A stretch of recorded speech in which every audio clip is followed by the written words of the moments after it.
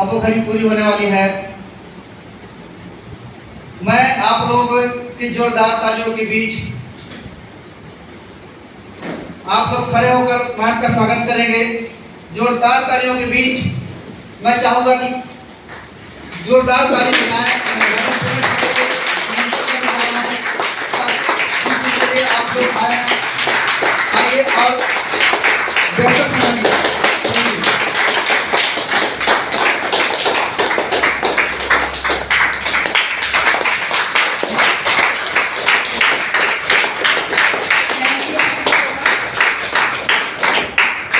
Hello, जय आसियाम, जय आसियाम, जय आसियाम। मेरी जो महिला बहनें बैठी हुई है वो जय आसियाम नहीं बोल रही है। मेरे को लग रहा है उनको जबरदस्ती यहाँ पे लाया गया है। तो फिर से एक बार जोर से बोलेंगे जितने भी है, जय आसियाम, जय आसियाम, जय आसियाम। मेरा चार, मेरा चार। Thank you so much. और यहाँ पे जितने भी नए लोग आए हैं प्लीज पहले अपना हैंड रेज करें। जो नए आए हैं, पहली बार मीटिंग में आए हैं, एक बार इनके लिए जोरदार क्लैपिंग हो जाए। Thank you. और एक बार अपने लिए भी जोरदार क्लैपिंग कर लो।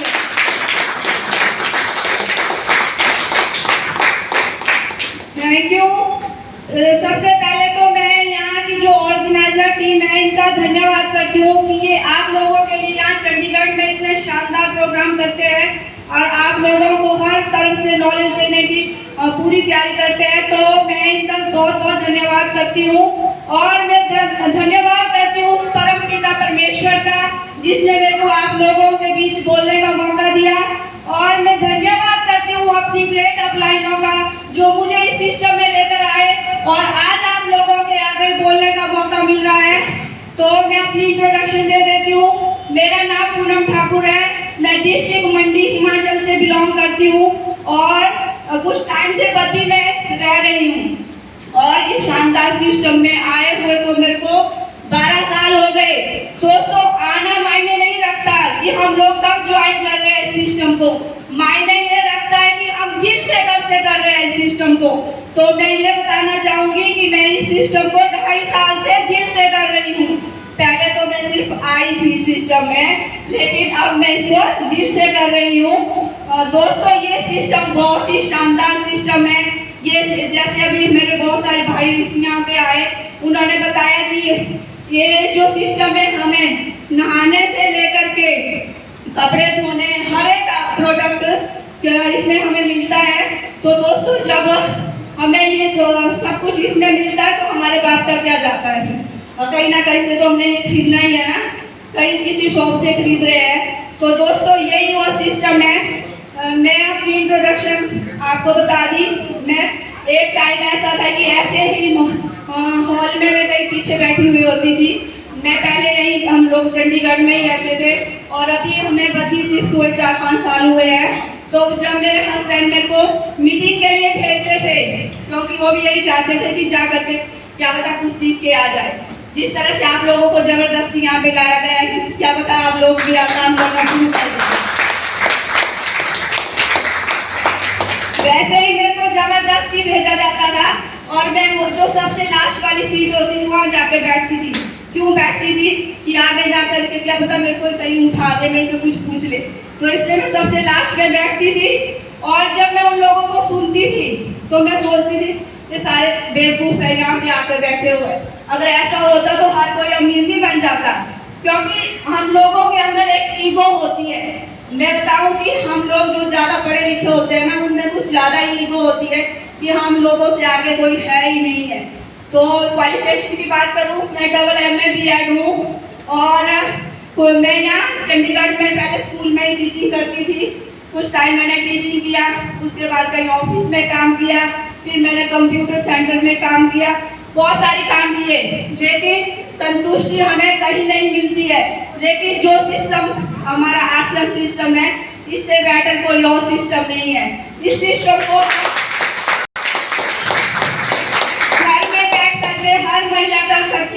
सिर्फ बोलने का सिस्टम है और यूज करने का सिस्टम है। जिसने इसके प्रोडक्ट यूज कर लिए वो बोलेगा ही, क्योंकि जब अपने आप को अच्छा लगा तो दूसरे को बताने से रहता नहीं है। तो वही ये सिस्टम है। तो मैं जब यहाँ पे मीटिंग सुनने आती तो मेरे को पल्ले कुछ नहीं पड़ता था, मैं सुन के चली जाती थी। लेकिन यहाँ पे जैसे हर महीने मीटिंग होती थी तो मेरे को हर महीने भेज दिया जाता था कि आज वहाँ पे मीटिंग है, आप वहाँ जाओ वहाँ जाओ। मैं आती थी, सुनती थी, चली जाती थी। तो मेरे को एक बार मेरे ग्रेट अपलाइन ज्ञानचंद जी वो हमारे घर पे आए, उन्होंने मेरे से एक बार ऐसे ही पूछ लिया कि आप आर्सेन का ऑयल यूज़ करते हैं? मैंने बोला हाँ जी सर, खाने वाला ऑयल तो हम यूज़ करते हैं। कि नहीं, आपने लगाने वाला ऑयल कभी यूज़ किया? तो अब मना तो कर नहीं सकते थे, मैंने करती तो थी नहीं। तो मैंने कहा हाँ सर करते हैं। उन्होंने पूछ लिया कौन सा, मैंने बता दिया कि जो जैस्मीन का होता है वो वाला। तो वो बोले कि उसका नाम क्या है?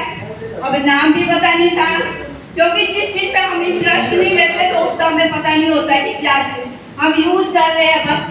तो उन्होंने मेरे को बोला अब आप ऐसा बोलो कि इसमें आपको क्या अच्छा लगा। जब मैंने यूज़ ही नहीं किया तो मैं क्या बता सकती हूँ क्या अच्छा लगा। तो मैंने उनको बताया सर इसकी स्मेल बहुत बुरी है। तो उन्होंने बोला मैंने आपको ये पूछा कि अच्छा क्या लगा आपको, तो आप तो इसकी कमियां बताने लग गए। मैंने बोला सर जब मैंने यूज ही नहीं किया तो मैं अब कमी बताऊंगी जो मेरे को स्मेल आती है बुरी लगती है, तो मैंने वो बता दिया आपको। तो फिर उन्होंने बोला आप इसकी क्रीम यूज करते हो? मैंने बोला हाँ सर करती हूँ, मल्टीपर्पज क्रीम यूज करती हूँ। तो भाई उसके बारे में आपको कैसी लगी हो? मैंने बोला वो तो बहुत अच्छी है। तो उन्होंने पूछा आपने कितने लोगों को बताया ये? मैंने बोला सर बताया तो किसी को नहीं है। तो वही बात है कि हम लोगों को जो चीज़ अच्छी लगती है फिर भी हम सोचते हैं कि उसको बताएंगे, पता नहीं क्या बोल रहे हैं। वो हम लोगों के माइंड में सेट हुआ होता है कि हम बताएंगे ये पता नहीं कौन सा प्रोडक्ट यूज करता है, ये पता नहीं क्या बोल देगा हमें। मतलब वो हमने अपनी धारणा बना रखी है। हो सकता है हमारे बताने से उसको वो चीज़ अच्छी लगे, पर हम बताते नहीं है उस चीज़ को। तो वही हमने भी किया। इस तरह से जिंदगी व्यतीत हो रही थी। हमने अपनी ज़िंदगी में बहुत स्ट्रगल किया। जितना स्ट्रगल, ऐसी कोई भी जॉब नहीं मैंने भी छोड़ी कि जो ना की हो, क्योंकि जो भी जॉब करते हैं उसका एक टाइम, यहाँ भी बहुत सारे मेरे साथी बैठे होंगे जो जॉब करते हैं, क्योंकि एक टाइम लिमिट होती है कि आपको 10 बजे पहुँचना है तो पहुँचना है। 5 बजे छुट्टी होगी, उससे पहले आप नहीं आ सकते हैं। और आपको एक टाइम होता है हर एक चीज़ का, उसी छुट्टी जब होएगी तभी मिलेगी। ऐसे नहीं अगर छुट्टी अपने आप छुट्टी करेंगे तो आपकी सैलरी काट देंगे। तो मैं उस तरह से जाती थी। मैं 10 बजे से पहले ही जहाँ पे मेरा ऑफिस होता मैं 10 बजे से पहले ही पहुँच जाती थी कि मैं लेट ना हूँ, क्योंकि दूर होता था, पंचकूला में मेरा ऑफिस होता था। तो मैं 10 बजे से पहले, अभी ऑफिस खुला भी नहीं होता था, मैं पहुँच जाती थी। और शाम को 6 बजे जाते थे। सर्दियों में बहुत अंधेरा होता है और एक लेडीज़ के लिए बहुत टफ होता है पंचकूला से हल्लो माजरा तक आना, क्योंकि 2 बार ऑटो चेंज करने होते थे। तो मेरे को ऐसा लगता है कि आधी रात हो गई है, बहुत टाइम हो गया है। तो हम बोल भी नहीं सकते कि हमें जल्दी छोड़ दो, क्योंकि वो सैलरी देते हैं हमें, हम तो उनके नौकर है ना उस टाइम। तो जैसे जैसे मैं घर पहुंच जाती थी, घर आकर के घर का काम भी करना पड़ता था, फिर सुबह दोबारा से जल्दी उठ के जाना पड़ता था। मेरा बेटा बहुत छोटा होता था, इसको स्कूल भेजना भी होता था, आकर के इसको होमवर्क भी करवाना होता था। बहुत स्ट्रगल किया हम लोगों ने। फिर यहाँ से हम बद्दी शिफ्ट हो गए, वहाँ पे हमने अपना बिजनेस स्टार्ट किया। बिजनेस स्टार्ट करने के साथ साथ हमने आर्सेन का पिकअप सेंटर भी स्टार्ट किया वहाँ पे। अभी वहाँ पे हमने स्टार्टिंग से स्टार्ट किया था। उस टाइम वहाँ पे सेल कुछ नहीं होती थी, मतलब 0 से स्टार्ट किया था, क्योंकि हम लोगों को आर्सेन के प्रोडक्ट से बहुत प्यार था, इसलिए हमने वहाँ भी वो स्टार्ट कर दिया। तो अभी मैं उसी को वहाँ पे रन करती हूँ और साथ में बिजनेस भी कर रही हूँ वहाँ पे। तो दोस्तों ये बिजनेस बहुत ही शानदार बिजनेस है। मेरी जितनी भी यहाँ पे माताएं बहनें बैठी हुई है, मैं सभी से यही कहूँगी कि आप चाहे घर में रहती हो, चाहे जॉब करती हो, चाहे पढ़ाई करती हो, अपने काम के साथ साथ इसको पार्ट टाइम जरूर करना, क्योंकि ये बिजनेस आने वाले टाइम में आपको बहुत कुछ दे सकता है। आप मांगने वाली नहीं, देने वाली बनना है, क्योंकि हर लेडी जो घर में रहती है उसको 100 रुपए की जरूरत है या 200 रुपए की, तो हस्बैंड के सामने हाथ फैलाती है। मैं सभी से यही कहना चाहूंगी कि आप कभी भी मांगने वाली नहीं, देने वाली बनना, क्योंकि कि आपको ऐसा सिस्टम कहीं भी नहीं मिल सकता। और ये सिस्टम आपको बहुत कुछ देके जाएगा। और आपको पता है कि अभी तो हमारा आश्रम का प्लान भी चेंज हो गया है। जो पहले का जो प्लान था, कुछ जो नेगेटिव लोग होते हैं उनके लिए जो पहले का प्लान था उसको भी बोलते थे कि जो है कंपनी ने बड़े लोगों के लिए ही सब कुछ किया है, छोटे लोगों के लिए कुछ नहीं किया। लेकिन जब कंपनी ने छोटे लोगों को भी देखा है तो अब बोलते हैं कि कंपनी ने छोटे लोगों को नहीं बड़े लोगों को ही देखा है, हमारे लिए कुछ नहीं दिया। उन लोग जो नेगेटिव होते हैं इस बिजनेस से उनके लिए कंपनी कुछ नहीं कर सकती है। लेकिन जिसने करना है वो इसी से, जो पहले का प्लान था उससे भी संतुष्ट था, जो अब का प्लान है उससे भी संतुष्ट है।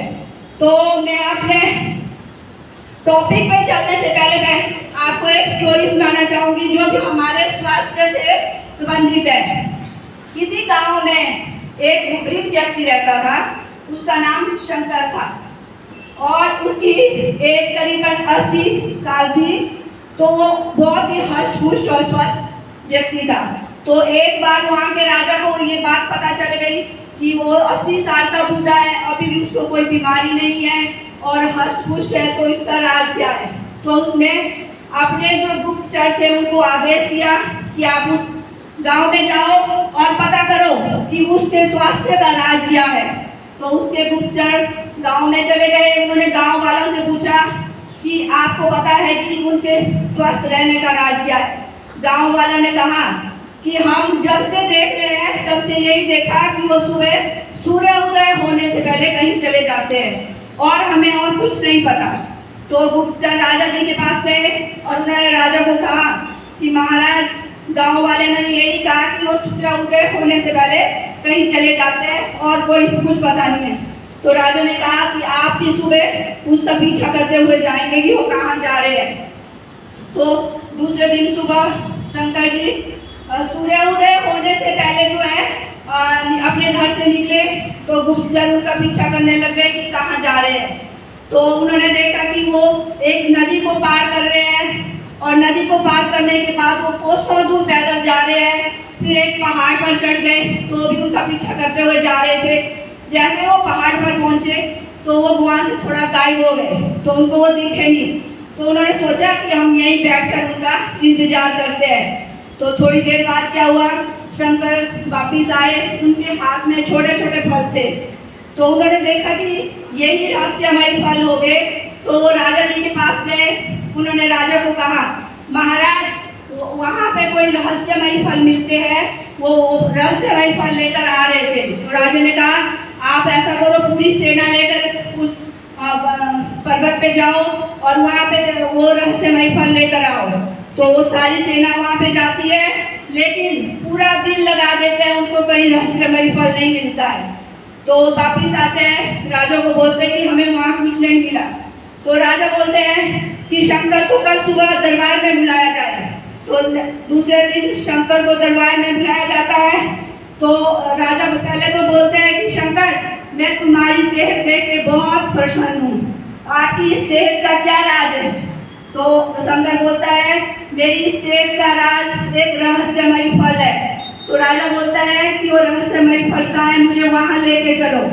तो शंकर उनको लेकर उस पहाड़ पे चला जाता है और जाते जाते वो वहाँ पे एक बेर का पेड़ होता है, वहाँ पे पहुँच जाते हैं और राजा को बोलता है, राजा यही वो रहस्यमय फल है। तो राजा उसको बोलता है कि मेरे को बेवकूफ समझा हुआ है, ये तो आम बेर है, ये रहस्यमय फल कैसे हो सकता है, ये तो आम बेर है। तो वो बोलता है, शंकर महाराज, ये आपके लिए आम बेर होगा, मेरे लिए परिश्रम का फल है, ये मेरे लिए ये परिश्रम का फल है। तो राजा बोलता है, वो कैसे। तो बोलता है कि महाराज, मैं हर रोज सूर्य उदय होने से पहले जो नदी पार करता हूँ, जो मैं इतना पैदल चलता हूँ, इस पहाड़ को चढ़ता हूँ, तब जाकर के इस फल को पाता हूँ। तो मैं बहुत परिश्रम से इस फल को पाता हूँ। और जब हम सुबह घर से निकलता हूँ तो ताजी ताजी हवा चली होती है, वो स्वास्थ्य के लिए बहुत ही अच्छी होती है। जो मैं परिश्रम करता हूँ यहाँ तक पहुँचने के लिए, वो भी मेरी बॉडी, जो मेरा शरीर है उसके लिए बहुत अच्छा है। तो तब जाकर के मैं इस फल को पाता हूँ। तो ये मेरे लिए एक परिश्रम का फल है। तो राजा बहुत खुश हो जाते हैं। राजा कहते हैं कि मैं तेरे को सोने की मोहरें दान देता हूँ। तो इस तरह से दोस्तों आपको पता है कि हमारे दादा परदादा पहले के ज़माने में कितना जीते थे। वो क्यों जीते थे? क्योंकि वो लोग जो है हार्ड परिश्रम करते थे। हार्ड। और आजकल हम लोग जो है टेक्नोलॉजी पे निर्धारित हो गए हैं। जैसे कि हमने 1 किलोमीटर भी जाना है, अपनी बाइक गाड़ी उठाएंगे तब जाएंगे, पैदल नहीं जाएंगे। वैसे ही अगर हम लोगों ने एक मंजिल से दूसरी मंजिल जाना है तो लिफ्ट का यूज करेंगे, सोचेंगे कि सीढ़ियाँ क्यों चढ़े हम ऊपर। उसी तरह अगर हमको गर्मी लगी है तो एसी लगा लेंगे। उसी तरह मेरी माता बहनें पहले कपड़े धोती थी हाथों से, तो जब हम हाथों से कपड़े धोते थे तो हमारी पूरी बॉडी की एक्सरसाइज होती थी। लेकिन अब मशीन चली है तो मशीन में धोएंगे, सुखाएंगे, मतलब हाथ लगाने की जरूरत भी नहीं रही है।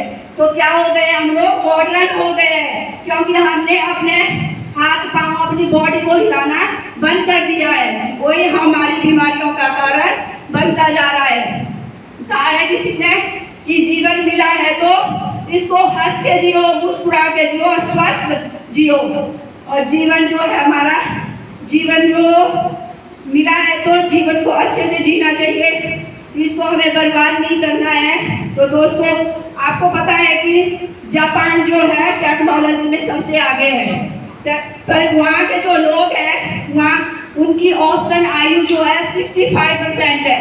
लेकिन हमारा इंडिया आयुर्वेद और योगा में सबसे आगे है, लेकिन यहाँ के लोगों की औसतन आयु 58% है।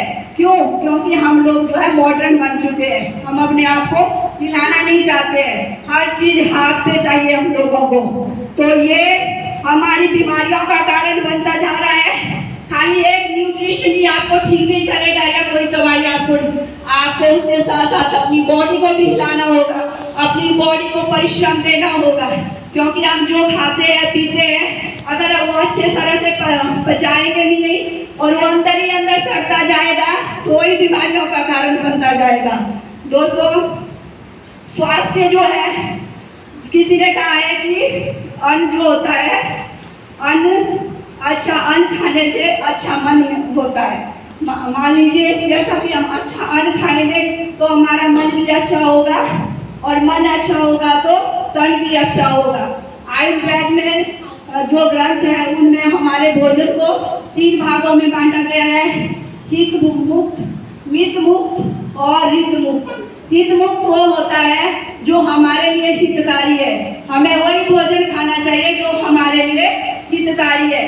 लेकिन हम लोग तो अपनी जीभ के स्वाद के अनुसार चलते हैं, जो हमारी जीभ को अच्छा लगता है उसी को हम खाते हैं। जैसे कि हमें तली हुई चीज़ें ज़्यादा स्वाद लगते हैं तो हम उसी चीज़ को ज़्यादा पसंद करते हैं। लेकिन जो हित मुक्त होता है वो संयमी होता है। हमें अपने ऊपर संयम रखना है, अपने ऊपर कंट्रोल रखना होगा अगर हम अच्छा जीवन चाहते हैं। हमें अपना जीभ का स्वाद देखना है तो हमें जो है हॉस्पिटलों के चक्कर ही काटने पड़ेंगे। लेकिन अगर हमने स्वस्थ रहना है तो अपने ऊपर संयम रखना होगा। और उसके बाद आ रहा है हित मुक्त। हित मुक्त में होता है कि हम लोग किस माध्यम से जो है अपना भोजन प्राप्त कर रहे हैं, उसका माध्यम क्या है। हम ईमानदारी या परिश्रम से जो हमारा अन्न आ रहा है वो ईमानदारी और परिश्रम से है या बेईमानी या चोरी से, डकैती से है। क्योंकि अगर हम चोरी डकैती या किसी का बुरा करके उस अन्न को प्राप्त कर रहे हैं उससे हम कभी संतुष्ट नहीं रहते हैं, उससे चिंतामय रहेंगे। अगर चिंतामय रहेंगे तो जो हम भोजन खा रहे हैं वो हमारे शरीर को नहीं लगता है, वो हमारे शरीर को नहीं लगेगा तो उसका खाने का हमारा कोई फायदा नहीं है। इसलिए दोस्तों जो है हमको जो अपना भोजन है वह नियंत्रित भोजन खाना चाहिए। हम भोजन खाते हैं, जब हम भोजन खाते हैं जब हमारी बॉडी के अंदर जाता है तो रक्त का निर्माण करता है और रक्त का निर्माण जो होता है हमारी पूरी बॉडी में जो उसका संचार करता है। तो अगर रक्त का निर्माण नहीं होएगा तो हमारी बॉडी में संचार नहीं होएगा रक्त का और हमारी बॉडी जो है काम नहीं करेगी। इसीलिए जो है आप देखते हैं कि आजकल आप किसी भी मौसम में कोई भी फ्रूट और सब्जी ले सकते हैं। क्या वो पहले के जमाने में ऐसा होता था? हर एक चीज मौसमी होती थी, लेकिन आजकल हर एक चीज़ आपको बेमौसमी मिल जाए। क्यों? क्योंकि उनको कोल्ड स्टोर में रखा जाता है और उनमें या तो केमिकल से तैयार किया जा रहा है और जिन चीज़ों को हम खा रहे हैं वो केमिकल हमारी बॉडी में जा रहा है।